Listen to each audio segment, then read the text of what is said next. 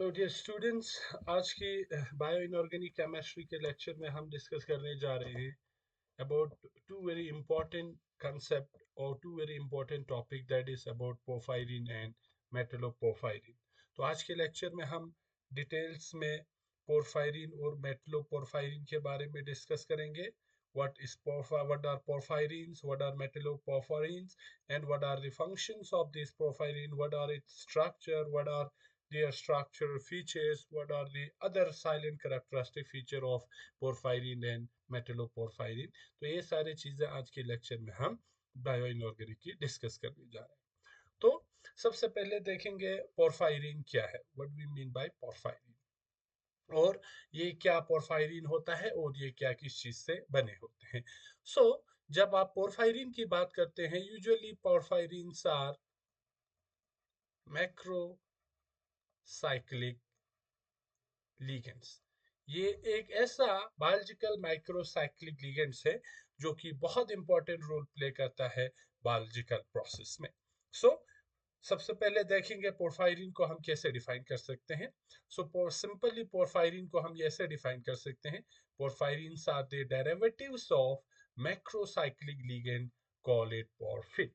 तो ये जो पोरफायरिन एक्चुअली वो क्या है, ये एक मैक्रोसाइक्लिक लिगेंड का डेरिवेटिव है जिसको हम क्या कहते हैं, पोरफिन कहते हैं. तो एक्चुअली पोरफायरिन बना रहते हैं पोरफिन के साथ.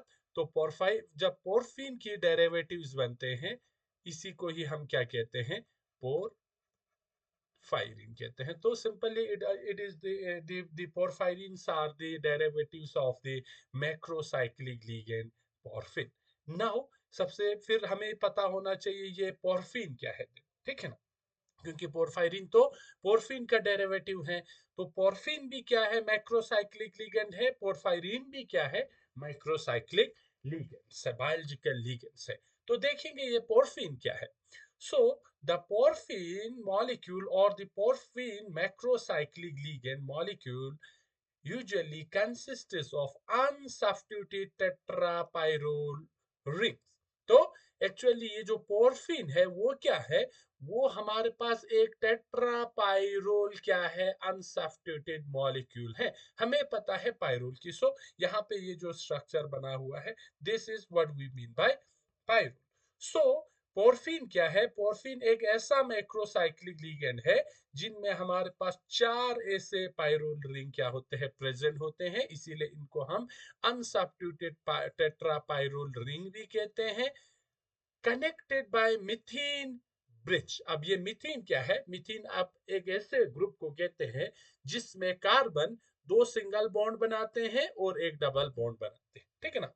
तो ओवरऑल ये पोरफिन क्या है, ये पोरफिन एक ऐसा मैक्रोसाइक्लिक लिगेंड या मैक्रोसाइक्लिक मॉलिक्यूल है जिसमें चार टेट्रापाइरोल रिंग होते हैं, और ये चार टेट्रा जो पाइरोल रिंग है वो मिथेन ब्रिज के साथ क्या होता है, कनेक्टेड होते हैं.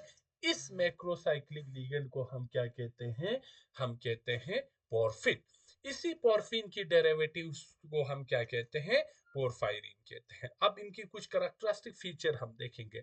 ये जो मिथेन कार्बन है पोरफिन में, उनको हम लेबल करते हैं अल्फा, बीटा, गामा, डेल्टा से. और इन्हीं कार्बन्स को जब हम पोरफायरिन रिंग में ये प्रेजेंट होते हैं, इनको हम 5, 10, 15, 20 पोजीशन से हम क्या करते हैं, डिजिग्नेट करते हैं, ठीक है. तो यहाँ पे ये जो स्ट्रक्चर बना रखा है, this huge macrocyclic molecule is actually what this is porphin. ये हमारा क्या है, पोरफिन है. तो इसमें अगर आप देखेंगे हमारे पास चार टेट्रापाइरोल रिंग है. देखो इनको हम ऐसे नंबर करते हैं, 1, this is the second tetrapyrrole ring, this is the third tetrapyrrole ring, and this is the fourth tetrapyrrole ring. तो पोरफिन एक मैक्रोसाइक्लिक लिगेंड है जो कि 4 टेट्रापाइरोल रिंग का बना रहते हैं, और ये जो 4 टेट्रापाइरोल रिंग है वो मीथेन ब्रिज के साथ क्या होते हैं, कनेक्ट होते हैं। अब देखो यहाँ पे एक मीथेन ब्रिज, लेट्स से इसको हम अल्फा कहेंगे, यहाँ पे एक मीथेन ब्रिज, इसको बीटा कहेंगे, यहाँ पे एक मीथेन ब्रिज, इसको हम गामा कहेंगे, यहाँ पे एक मीथेन ब्रिज, इसको हम क्या कहेंगे, डेल्टा कहेंगे। तो these methane bridge are usually called usually represented by alpha, beta, gamma, and delta. So, what are porphins? So, the porphins are a macrocyclic ligand consists of 4 pyrrole ring, and the pyrrole rings are connected by methane bridge. अब देखो methane bridge इसको क्यों कहेंगे, क्योंकि यहाँ पे carbon होगा, carbon यहाँ पे एक इस वाले कार्बन के साथ सिंगल बॉन्ड बना रखा है, और इस कार्बन के साथ एक हाइड्रोजन होंगे, इसके साथ एक सिंगल बॉन्ड बना रखा है, और दूसरे पायरोल रिंग के कार्बन के साथ डबल बॉन्ड बना रखा है। तो ऐसे ऐसे कार्बन को हम क्या कहते हैं, मीथेन कार्बन कहते हैं, या क्योंकि ये दो पायरोल रिंग को ब्रिज कर रहे हैं, जोड़ रहे हैं, इसीलिए इसको हम क्या कहते हैं, मीथेन ब्रिज कहते हैं। तो ये हमारा हुआ पोरफिन के बारे में, पोरफिन के बारे में। जब इसी पोरफिन की डेरिवेटिव्स बनेंगे, इनको हम क्या कहते हैं, डेरिवेटिव्स कैसे बनेंगे। Now the hydrogen present on this carbon, ये कार्बन पे जो हाइड्रोजन प्रेजेंट है, इनको क्या कर सकते हैं, दूसरे ग्रुप सब्स्टिट्यूट कर सकते हैं। So when this hydrogen are substituted by other group, जब ये हाइड्रोजन दूसरे ग्रुप क्या करते हैं, इनको सब्स्टिट्यूट करते हैं, उसी डेरिवेटिव्स को एक्चुअली हम क्या कहते हैं, पोरफायरिन कहते हैं। सो पोरफिन जब आपको समझ में आएंगे, आपको पता होगा, उसी के डेरिवेटिव्स को हम क्या कहते हैं, पोरफायरिन कहते हैं। So the porphyrins are very important biological ligands, जो कि बहुत सारे मेटलो पोरफायरिन्स में क्या होते हैं, प्रेजेंट होते हैं। सो ये सिंपल सा थोड़ा कंसेप्ट पोरफिन के बारे में। नाउ सिंथेसिस देखेंगे, कैसे हम इन पोरफिन और पोरफायरिन्स को क्या कर सकते हैं, सिंथेसाइज कर सकते हैं। तो पोरफायरिन को सिंथेसाइज करने के लिए हमें पोरफिन का सिंथेसाइज करना जरूरी है। जब उसी पोरफिन के हम डेरिवेटिव्स बनाएंगे, वो हमारा पोरफायरिन होगा। तो एक best known well establish method है, जिसको हम एडिलर लेंडसे मेथड कहते हैं, जो कि मोर कॉमनली यूज होते हैं for the preparation of porphyrin. तो ये रिएक्शन जो यहाँ पे आपको दिया हुआ है, this is the representative reactions of Adler Lindsey method. अब इसमें होता क्या है, इस मेथड में हम कंडेंसेशन करते हैं किसकी, पाइरोल की with an aldehyde. So the aldehyde can be formaldehyde HCHO, the aldehyde can be benzaldehyde, उसमें आपको क्या बनेंगे, डेरिवेटिव्स, डायरेक्ट आपको पोरफायरिन बनेंगे। अगर फॉर्मल्डिहाइड होंगे तो यहाँ पे ये जो ब्रिज, ये फॉर्मल्डिहाइड होंगे, तो यहाँ पे आपको क्या बनेंगे, सिंपल सा पॉफिन बनेंगे। सो इन द प्रेजेंस, अब इन रिएक्शंस को करना है in the presence of an acid catalyst, followed by the oxidation to yield porphyrin. So जब आप 4 पाइरोल रिंग की कंडेंसेशन करते हैं with an aldehyde, you will get a porphyrin ring or porphyrin macrocyclic ligand, and the reactions to be carried out in the presence of acid catalyst, and then we have to do oxidation so that you get the porphyrin in the final result. So this is simply the simple method which is commonly used for the synthesis of porphyrin, जिसको porphyrin की synthesis के लिए, और ये एक well establish method है, इसे हम पोरफायरिन की सिंथेसिस कर सकते हैं। तो ये हमारा पोरफायरिन और पोरफिन की सिंथेसिस और सिंपल हमारा इंट्रोडक्शन पोरफिन के बारे में। अब देखेंगे ये पोरफायरिन फिर कैसे बनेंगे। सो various groups are attached to the perimeter of the porphyrin ring। यहाँ पे जो R हमने लिखा हुआ है, ये अदर सब्स्टिट्यूएंट होगा। जब ये सब्स्टिट्यूएंट हाइड्रोजन को रिप्लेस करेंगे, तो आपका पोरफिन किस में कन्वर्ट होगा, पोरफायरिन। सो बहुत सारे अदर ग्रुप्स इस पोरफायरिन के पैरामीटर्स पे क्या रहते हैं, अटैच लगा रहते हैं, and the properties of these groups define the properties of this porphyrin ring। So what properties means, क्या ये R यहाँ पे जो अटैच है whether this R is an electron donating or withdrawing group.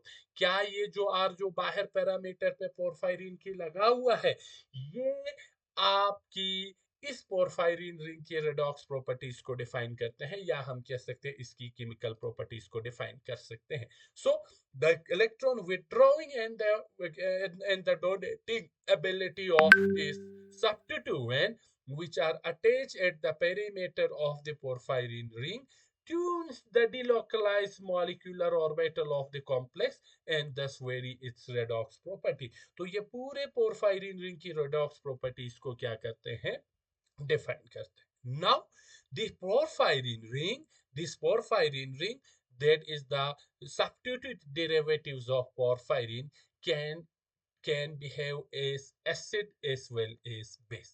ये जो पोरफायरिन नाउ कंप्लीट ये जो पोरफायरिन रिंग है, ये एसिडिक प्रॉपर्टी भी दिखाते हैं, बेसिक प्रॉपर्टी भी दिखाते हैं. अब हम देखेंगे एसिडिक कब बनेंगे, बेसिक कब बनेंगे. सो porphyrin can accept two hydrogen ions to form +2 diacid. +2 का मतलब है the oxidation state will change by +2 unit. तो यहाँ पे आपका ये जो नाइट्रोजन है इस पे लोन पेयर होंगे, तो ये lone pair nitrogen is an electronegative group, तो ये एबिलिटी रखते हैं प्रोटॉन को एक्सेप्ट करने का. तो जब ये नाइट्रोजन पे प्रोटोनेशन होंगे इस तरह, there will be accumulation of positive charge started on this nitrogen. So the charge will be, तो ये जो चार्ज है वो पूरे पोरफायरिन रिंग पे क्या होंगे, एक्युमुलेट होके +2 चार्ज इस पोरफायरिन रिंग पे आ जाएंगे. तो उस वक्त ये जो पोरफायरिन है वो एसिडिक प्रॉपर्टी शो करेंगे, तो याद रखिएगा. और साथ ही साथ ये जो दो नाइट्रोजन पे ऑलरेडी प्रोटॉन लगा हुआ है, पोरफायरिन के पास ये एबिलिटी भी रखते हैं कि ये इन प्रोटॉन्स को प्लस के फॉर्म में क्या करे, डोनेट करे. तो क्या होगा, in that case there will be two negative charge will be accumulated on this nitrogen. तो अगर डोनेट करेंगे तो दो नेगेटिव चार्ज यहाँ पे डेवलप होगा, तो ओवरऑल पोरफायरिन पे -2 चार्ज क्या होंगे, डेवलप होंगे.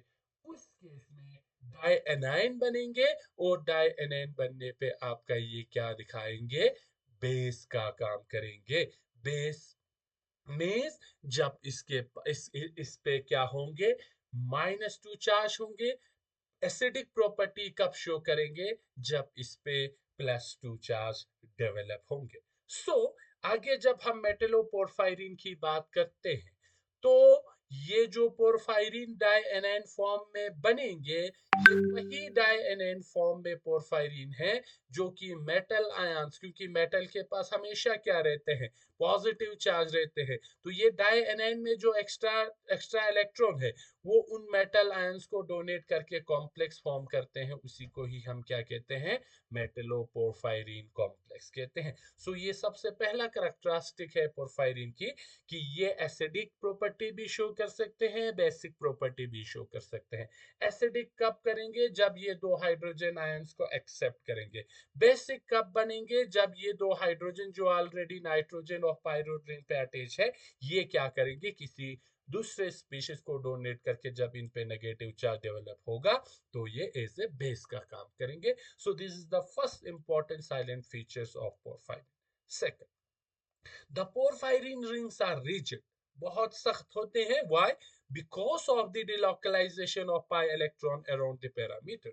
ये जो पाई इलेक्ट्रॉन यहाँ पे प्रेजेंट हैं, ये पूरे रिंग पे क्या होते हैं, डिलोकलाइज होते हैं. अब हमें पता है डिलोकलाइजेशन होने पे क्या होगा, कार्बन कार्बन बॉन्ड या कार्बन नाइट्रोजन बॉन्ड क्या होंगे, स्ट्रॉन्ग होंगे. स्ट्रॉन्ग होने पे ये पूरे रिंग को क्या बना देते हैं, रिजिड बना देते हैं, सख्त बना देते हैं.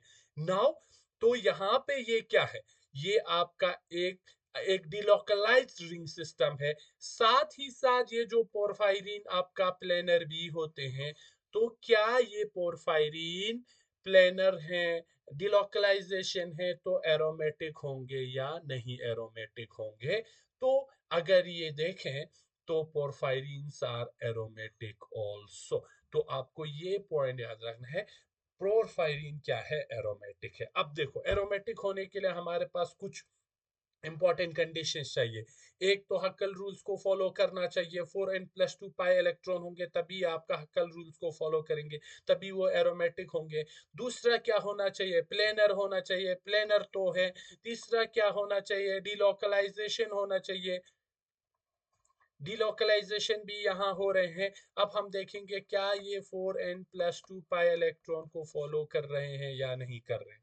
तो हमें एक्चुअली यहाँ पे उसको देखने के नंबर ऑफ पाई इलेक्ट्रॉन्स यहाँ पे काउंट करने होंगे। तो टोटल अगर हम यहाँ पे देखेंगे तो कितने पाई इलेक्ट्रॉन्स है, देखो 1 2 3 4 5 6 7 8 9 10 11।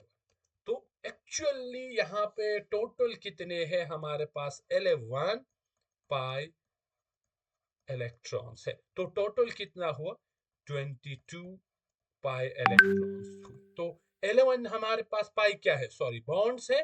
तो total number of pi electron is 22 electrons. तो 22 इलेक्ट्रॉन्स अगर होंगे तब तो ये एंटी एरोमेटिक हुआ, ये एरोमेटिक नहीं हुआ।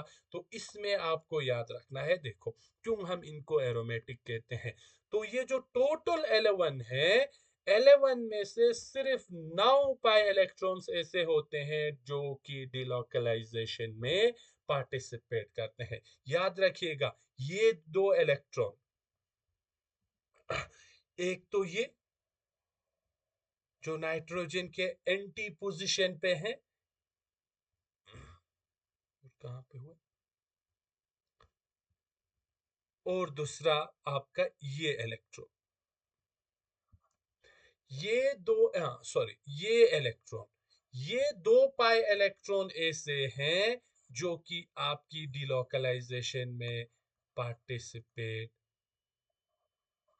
पार्टिसिपेट नहीं करते हैं। सो these two electron does not participate in delocalization। तो याद रखिएगा टोटल हमारे पास 11 पाई इलेक्ट्रॉन है। 11 पाई इलेक्ट्रॉन में से 2 पाई जो इलेक्ट्रॉन है या जो 2 पाई बॉन्ड है वो पार्टिसिपेट नहीं करते हैं डिलोकलाइजेशन में। तो 11 में से हमारे पास बाकी बचा कितना, सिर्फ 9 पाई बॉन्ड ऐसे होते हैं जो एक्चुअली क्या होते हैं, डिलोकलाइज होते हैं। सो 9 पाई बॉन्ड अगर डिलोकलाइज में पार्टिसिपेट करते हैं, 9 into 2 is equal to 18 pi electron. जब 18 पाई इलेक्ट्रॉन होंगे तो n is an integer always, it becomes 4 into 4 is 16 plus 2 which is 18। in that case the porphyrin is actually aromatic in nature. अब देखेंगे aromatic nature को हम कैसे explain कर सकते हैं। सबसे पहले हक्कल रूल। तो aromatic compounds follow Huckel rule. That means they have a planar cyclic conjugated system with 4n plus 2 pi electron, where n is an integer, n 1 2 3 4 5 6 कुछ भी हो सकते हैं। अगर इस रूल को फॉलो करते हैं तो हम कह सकते हैं ये एरोमेटिक है। तो पोरफायरिन में एक्चुअली 22 क्या है, पाई इलेक्ट्रॉन है, means we have 11 pi bond, 11 दूनी 22 हुआ in their conjugated microcyclic ring system. However only 18 of these pi electrons are delocalized and contribute to aromaticity। अब 18 मींस कितना हुआ, 18 डिवाइडेड बाय 2 मींस 9 जो पाई बॉन्ड है ये actually contribute करते हैं डिलोकलाइजेशन में, और कंट्रीब्यूट करने पे हमारा वो एरोमेटिसिटी को कंट्रीब्यूट करते हैं। 4 pyrrole ring and 14 from the double bonds connecting them। तो जो टोटल 18 है उनमें से 4 जो इलेक्ट्रॉन होंगे वो पायरोल रिंग के होंगे, और जो 14 होंगे वो जो मिथीन ब्रिज है उनका जो डबल बॉन्ड है वो एक्चुअली कंट्रीब्यूट करेंगे एरोमेटिसिटी में बाय डिलोकलाइजेशन। सो टोटल 22 में means 11 pi bond, 11 pi bond में सिर्फ 9 पाई बॉन्ड ऐसे होते हैं जो डिलोकलाइजेशन में कंट्रीब्यूट करते हैं। इसीलिए ये जो पोरफायरिन है वो हक्कल रूल्स को फॉलो करते हैं। अगर हक्कल रूल्स को फॉलो करेंगे सो हम कह सकते हैं it is aromatic in nature. The second, planarity. Again, macrocyclic ring of porphyrin is planar, allowing delocalization of pi electrons over entire ring. अगर planar नहीं होंगे तो delocalization उतना अच्छे से नहीं होगा. तो planar भी है, planarity भी है, stability भी. अब aromaticity provides extra stability to porphyrin, which is why they exhibit strong electronic and optical properties, such as their intense absorption when solid and क्यूबेंट, जो कि आपकी यूवी विजिबल स्पेक्ट्रम में देखने को मिलते हैं, जिनको आगे जब हम इनकी स्पेक्ट्रल कैरेक्टरिस्टिक डिस्कस करेंगे वहां पे आपको पता चल जाएगा. तो ये कुछ इंपॉर्टेंट एस्पेक्ट है जो कि पोरफायरिन की एरोमेटिक कैरेक्टर्स को क्या करते हैं, एक्सप्लेन करते हैं. तो याद रखिएगा, टोटल 22 पाई इलेक्ट्रॉन है और 11 पाई बॉन्ड है. उनमें से सिर्फ 9 पाई बॉन्ड ऐसे होते हैं जो कि डिलोकलाइजेशन में कंट्रीब्यूट करते हैं, इसीलिए हक्कल रूल्स को फॉलो करते हैं, एरोमेटिक है. तो अगर आप टोटल 22 इलेक्ट्रॉन्स को काउंट करेंगे, ये आपका हक्कल रूल्स, ये आपके कंजुगेशन में प्रॉब्लम करेंगे. Next is the metalloporphyrin. अब पोरफायरिन पूरा हुआ. नाउ हम देखेंगे मेटलोपोरफायरिन्स क्या है. तो जब हम मेटलोपोरफायरिन्स को देखते हैं, यहाँ पे दो इंपॉर्टेंट वर्ड्स आपको देखने को मिलेंगे. एक आपका मेटलो है, मेटलो मींस मेटल. पोरफायरिन आपका वही मैक्रो साइक्लिक रिंग. ठीक है. तो मेटलोपोरफायरिन्स क्या होते हैं? So simply metalloporphyrin means it is the porphyrin rings containing a metal ion. जब पोरफायरिन रिंग के अंदर एक मेटल आयन मिल जाएंगे, उस न्यू जो स्पीशीज है, डेरिवेटिव है, उसको हम मेटलोपोरफायरिन कहते हैं. अब मेटलोपोरफायरिन बनता क्यों है? जब आपने पोरफायरिन का स्ट्रक्चर देखा, पोरफायरिन के स्ट्रक्चर में यहाँ पे बीच में हमारे पास एक क्या है, कैविटी है, खाली जगह है. अब पोरफायरिन का एक इंटरेस्टिंग फीचर है कि ये जो खाली जगह है, इसका साइज और जो first row transition metal ions का जो साइज होते हैं, वो ऑलमोस्ट क्या होते हैं, इक्विवेलेंट होते हैं. So we can say the size of the cavity in the centre of porphyrin ring is ideal for accommodation of metal ion of the first transition series. So first transition series के elements का जो size होते हैं, वो बहुत ideal होते हैं to be fit in the cavity of this porphyrin ring. इस कैविटी में फिट होने के लिए बहुत, या हम कह सकते हैं ये जो पोरफायरिन रिंग की कैविटी का साइज है और जो फर्स्ट रो ट्रांजिशन मेटल का साइज है, वो ऑलमोस्ट क्या होते हैं, इक्विवेलेंट होते हैं. तो वो जो फर्स्ट रो के ट्रांजिशन एलिमेंट्स इजीली इस पोरफायरिन के कैविटी में क्या बैठ सकते हैं इजीली. अगर हम इस कैविटी की बात करते हैं, the size of this cavity is around 204 picometre. और जो ट्रांजिशन मेटल का साइज भी ऑलमोस्ट इतना ही होते हैं, या स्लाइटली छोटे होते हैं, या इससे थोड़ा बड़ा होते हैं. तो वो आइडियल रहते हैं इन कैविटीज में फिट होने के लिए. तो मेटलोपोरफायरिन्स क्या है then? Metalloporphyrins are complexes formed when a metal ion is chelated at the center of porphyrin ring through coordination with its nitrogen. अब यहाँ पे आपको दिखाया है, देखो यहाँ पे हमने M लिखा हुआ है, M रिप्रेजेंट्स द मेटल. सो जब ये मेटल इस पोरफायरिन रिंग के साथ कॉम्प्लेक्स बनाते हैं थ्रू चिलेशन, मींस जब ये नाइट्रोजन लोन पेयर अपना इस मेटल को डोनेट करते हैं, बिकॉज मेटल्स आर इलेक्ट्रोपॉजिटिव और इलेक्ट्रॉन डिफिशिएंट, ये जब भी किसी लेवेस बेस के साथ मिलते हैं तो वो कोऑर्डिनेशन बॉन्ड बना लेते हैं उस बेस का इलेक्ट्रॉन लेके. तो ये जब metal ion in nitrogen of the pyrrole ring के साथ चिलेट कॉम्प्लेक्स बना के ये पोरफायरिन रिंग और मेटल के बीच में कॉम्प्लेक्स बन जाते हैं, इसी को ही हम क्या कहते हैं, मेटलोपोरफायरिन्स कहते हैं. Now this metalloporphyrin has plays very important role in biological system. हमारे पास बहुत सारे ऐसे वेल नोन मॉलिक्यूल्स की एग्जांपल है जो कि एक्चुअली एग्जांपल है किनकी, मेटलोपोरफायरिन्स की. अब ये देखो पोरफायरिन्स में ये जो हाइड्रोजन तो सब्स्टिट्यूट रहेंगे, आपको ये नोन के चलना है कि ये हाइड्रोजन पोरफिन में से सब्स्टिट्यूट होके पोरफायरिन रिंग बना हुआ है. कुछ एग्जांपल्स देखते हैं मेटलोपोरफायरिन के. For example haemoglobin, chlorophyll, cytochromes, cobalt, amine. तो जब हम हेमोग्लोबिन की बात करते हैं, it is the iron porphyrin ring complex. तो जब भी याद रखिएगा, पोरफायरिन रिंग और आयरन का कॉम्प्लेक्स बनता है, यूजुअली इसको हम क्या कहते हैं, हीम ग्रुप्स कहते हैं। So what we mean by haem groups, it is a complex of porphyrin with iron. तो क्लोरोफिल हमारे पास, अगेन क्लोरोफिल पोरफायरिन रिंग के अंदर कौन सा मेटल होगा, आपका मैग्नीशियम होंगे, आपकी साइटोक्रोम में अगेन आयरन होंगे, आपकी कोबालमिन में कोबाल्ट होंगे। तो ये सारे एग्जांपल है मेटल पोरफायरिन में, जहां पे एक्चुअली मेटल और पोरफायरिन के बीच में कॉम्प्लेक्स बना होता है, इसीलिए इनको हम मेटलो पोरफायरिन रिंग कहते हैं।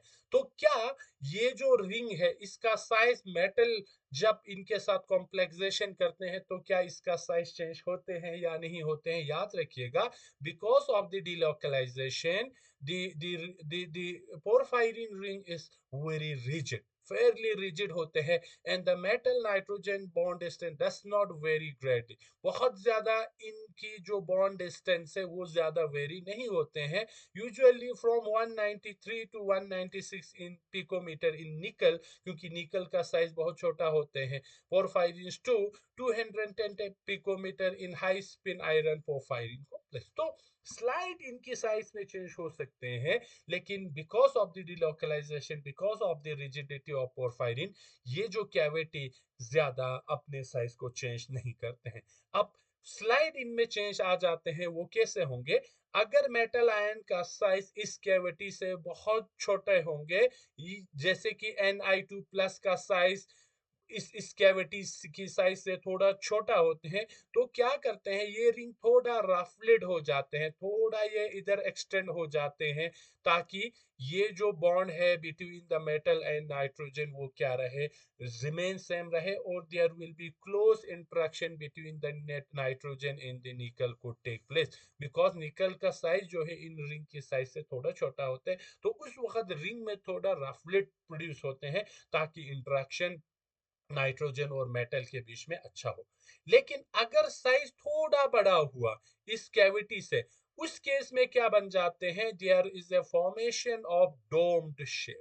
डोम शेप मींस मेटल थोड़ा इस कैविटी के ऊपर रहेंगे, तो वो नाइट्रोजन फिर देन उस मेटल के साथ इस तरह इंटरेक्शन बनाएंगे, लेकिन मेटल इस प्लेन में पूरा फिट नहीं होंगे, वो थोड़ा इसके ऊपर होंगे, तो इस तरह स्लाइड आपका क्या बन जाएंगे, डोम्ड शेप बन जाएंगे। मींस मेटल इस रिंग के प्लेन से थोड़ा ऊपर क्या होगा, उठा हुआ मिलेंगे। तो in that case, if the size of the metal is slightly larger than the size of the cavity, there will be a there will be a change in the shape of this complex into a dome. So यहाँ पे लिखा हुआ है, if the metal ion is too large, it cannot fit into the cavity and occupies position above the ring, which also becomes domed, जो थोड़ा dome shape ले लेते हैं। Now let's take one example of this metalloporphyrin. For example हम इस metalloporphyrin के example देखेंगे। So this is actually a heme group. Heme group का क्या मतलब है? हीम ग्रुप इसलिए हम कहते हैं क्योंकि इसमें हमारे पास क्या है, पोरफायरिन रिंग है। पोरफायरिन क्यों है? देखो, ये हमारा एक पायरोल रिंग है, this is our second pyrrole ring, this is our third pyrrole ring, this is our fourth pyrrole ring. ये हमारा एक मीथेन ब्रिज है, ये दूसरा है, ये तीसरा ब्रिज है, ये चौथा ब्रिज है। तो ये एक पोरफायरिन रिंग है। लेकिन पोरफायरिन रिंग का जो हाइड्रोजन है पायरोल का, वो सब्स्टिट्यूटेड है बाय डिफरेंट सब्स्टिट्यूएंट। तो ये डिफरेंट मॉलिक्यूल्स में डिफरेंट सब्स्टिट्यूएंट के साथ ये जो वो पायरोल रिंग का हाइड्रोजन है वो सब्स्टिट्यूट होते हैं, इसीलिए इनको ये आपका डिफरेंट पोरफायरिन रिंग या पोरफायरिन कॉम्प्लेक्स फॉर्मेशन करते हैं। फॉर एग्जाम्पल, अगर हमारे पास हीम ए है, हीम ए हम कब कहेंगे, ये जो ग्रुप में हम यहाँ पे R1 लिखा हुआ है और यहाँ पे R2 लिखा हुआ है, बाकी ग्रुप्स क्या रहेंगे, सेम रहेंगे। अगर R1 CH double bond CH2 होंगे और R2 अगर C18H30OH होंगे, उस पोरफायरिन को यूजुअली हम हीम ए कहते हैं। और ये जो हीम ए यूजुअली आपकी साइटोक्रोम ए में क्या रहते हैं, प्रेजेंट रहते हैं, जो कि बहुत इंपॉर्टेंट कंपोनेंट है for the electron transfer in the biological system. बिल्कुल उसी तरह अनदर इम्पोर्टेंट फॉर्म ऑफ मेटलोपोरफायरिन जिनको हम हीम बी कहते हैं या प्रोटोपोरफायरिन 9 कहते हैं, ये कब बनेंगे जब R1 और R2 इस पोरफायरिन में मींस इस वाले पोजीशन और इस वाले पोजीशन में जो R है वो दोनों अगर CH डबल बॉन्ड CH2 होंगे, उस केस में हम इसको हीम बी कहते हैं। और ये हमारी हीमोग्लोबिन, मायोग्लोबिन, पेरोक्सिडेज, साइटोक्रोम बी में ये सारे मेटलोपोरफायरिन प्रेजेंट होते हैं। बिल्कुल उसी तरह हीम सी अगर R1 और R2 ग्रुप रिप्लेस करते हैं by this protein that is CH3S protein, तब हम इस मेटलोपोरफायरिन को हीम सी कहते हैं। और ये सी हीम सी अगेन आपकी साइटो क्रोम सी में मिलते हैं। अगेन इसका फंक्शन इलेक्ट्रॉन ट्रांसफर में होगा। उसी तरह क्लोरोहीम की बात करते हैं।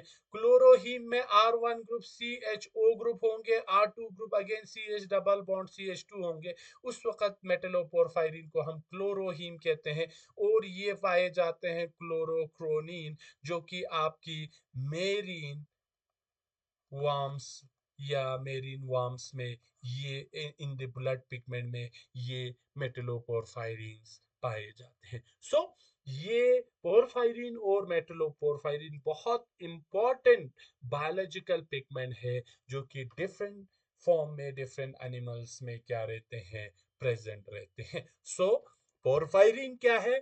These are the macrocyclic ligands which are the derivatives of the porphin। पोरफिन क्या है? पोरफिन हमारे पास अगेन एक मैक्रोसाइक्लिक लिगेंड है, जिसमें 4 पायरोल रिंग और ये 4 पायरोल रिंग मिथिन कार्बन के साथ ब्रिज रहते हैं। तो ये आपका एक साइक्लिक हम इसको कह सकते हैं, मैक्रोसाइक्लिक लिगेंड बना देते हैं। जब उसी पोरफिन रिंग के जो पायरोल रिंग का हाइड्रोजन सब्स्टिट्यूट करते हैं बाय अदर ग्रुप, हमारे पास पोरफायरिन मिलते हैं। So again, porphyrines are the macrocyclic ligands of biological importance, having different substituent on different carbon of the pyrrole ring। उसी तरह जब ये पोरफायरिन रिंग मेटल के साथ कंबाइन होते हैं, क्योंकि पोरफायरिन रिंग के पास ये एबिलिटी है, वो डाई एनाइन फॉर्म में एग्जिस्ट कर सकते हैं। सो जो पोरफायरिन रिंग पे जो नाइट्रोजन पे ये प्रोटॉन था, वो प्रोटॉन डोनेट करके यहाँ पे इलेक्ट्रॉन की डेंसिटी को बढ़ा सकते हैं। ये किसी electron deficient species like metal ions को डोनेट करके कॉम्प्लेक्स बनाते हैं। उसी कॉम्प्लेक्स को जो कि एक पोरफायरिन और मेटल के बीच में बनते हैं, उनको हम मेटलोपोरफायरिन कहते हैं, which are again very important biological pigment like hemoglobin is a metalloporphyrin, chlorophyll is a metalloporphyrin, cytochrome is a metalloporphyrin, cobalamin is a metalloporphyrin। तो ये सारे ये जो मेटल और पोरफायरिन के कॉम्प्लेक्स को हम क्या कहते हैं, मेटलोपोरफायरिन कहते हैं, जो कि बहुत इंपॉर्टेंट बायोलॉजिकल पिगमेंट है। तो ये रहा हमारा पोरफायरिन, पोरफिन और मेटलोपोरफायरिन के बारे में। नेक्स्ट क्लास में हम इनकी स्पेक्ट्रल फीचर्स को डिस्कस करेंगे कि स्पेक्ट्रोस्कोपी में हम इन पोरफायरिन्स और मेटलोपोरफायरिन्स को कैसे आइडेंटिफाई कर सकते हैं। कौन कौन सी स्पेक्ट्रोस्कोपिक टेक्निक्स है जिनकी यूसेज से हम ये पता लगा सकते हैं कि भाई ये पोरफायरिन है या मेटलोपोरफायरिन बना हुआ है, वो हम नेक्स्ट क्लास में डिस्कस करते हैं। आज की क्लास को हम यहीं पे स्टॉप करते हैं। Thank you.